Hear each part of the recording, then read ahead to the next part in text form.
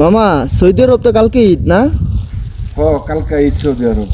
Saudi আরব ঈদটা কি করো? প্রবাসীরা কোনো ঈদ আছে? কারণ ঈদের দিন একদিন ছুটি দিব না মামা, ঘুরতে মুড়তে পারবো না? আরে বেড়া, ছুটির কথাটা যখন কইছে তোরে কমন লাগে। আজকে 32 বছর ধরে সৌদি আরব থাই, বছরে দুইটা ঈদ যদি হয় বছরে, তাহলে 32 বছরে 66টা ঈদ। হ্যাঁ মামা। 66টা ঈদের মাঝে একদিন একটা ছুটি পাইছি না, 1 ঘন্টা ছুটি পাইছি না। আর তুই বেড়া আইসো 2 মাস হয়েছে, ছুটির আশা করতাছ ছুটি দিব।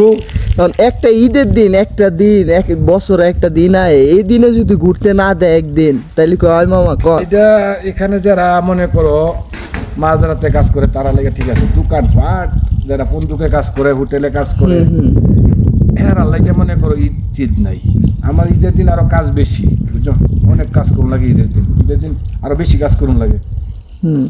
এখন তো তাহলে তো আমাকে হচ্ছে শুক্রবার ঈদ পড়তেছে না মামা সৌদি আরব? হ্যাঁ, শুক্রবার ঈদ।